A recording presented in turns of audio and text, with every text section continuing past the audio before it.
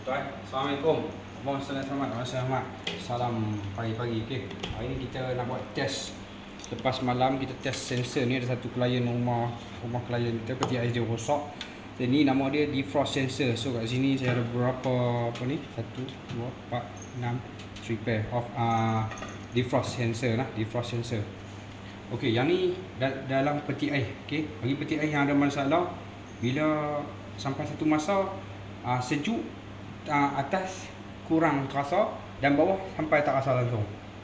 Jadi suam-suam. Kita dia block macam ni nampak ni. Dia jadi ais ketul macam ni. So dia block internal punya airflow untuk turun ke bawah, untuk sejukkan ke bawah. So atas pun sampai satu masa dia takkan naik. Suhu dia takkan sejuk. Okey, lah ni kita test. Cara test dia bila dia fungsi dalam ais, dia akan bagi signal kepada sama ada timer, defrost timer ataupun dia direct PCB, dan akan bagi signal supply ke heater untuk cairkan ais ni.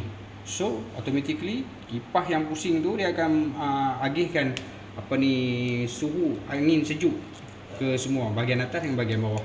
So jadi masalah dia atas tak beku, lepas tu tak sejuk dan bawah tak sejuk langsung. Ni masalah dia macam ni lah. Mungkin defrost heater ni rosak lah. Mari kita check. Cara check dia, kita select to ohm. Okey, kita select to ohm. Dan yang ni kita akan check. Kita letak lah. So dia bila dia sejuk, dia mengesan sejuk beku tahap negatif 5 degrees ke bawah. So dia akan ada resistor lah. Dia ada resistor, nampak. So dia akan ada sambungan. Dia akan bunyi beep lah. Meter kalau kita test dia akan bunyi beep.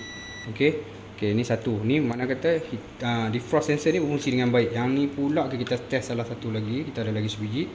Test lagi yang ni. Tengok dia ada bunyi. Dia mesti ada bunyi yang baik. Dia akan ada bunyi beep dan ada resistor lah. Okey, macam ni dia ada resistor, nampak? Okey, dia ada resistor.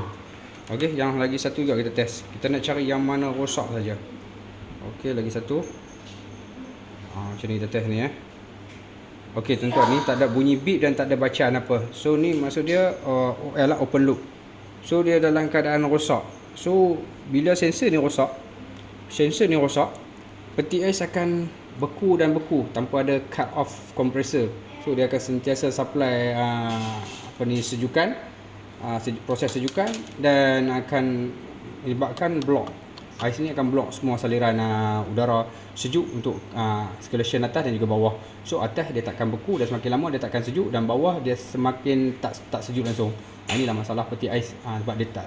Ni dalam defrost system defrost system dia gagal fungsi disebabkan defrost sensor ni rosak. Okey, pun begitu kita kena check komponen lain seperti defrost timer, okey, defrost sensor, dengan lagi satu heater, okey, dan thermocouple fuse tu, okey, thermostat fuse tu pun kena check. Okey, bukan bergantung pada satu part sajalah, dia saling berkait rapat komponen ni. Okey, cuma itu saja. Jangan lupa solat, jangan lupa salawat merancak berpahala kepada Allah. Allahumma salli ala Muhammad wa ala sayyidina Muhammad.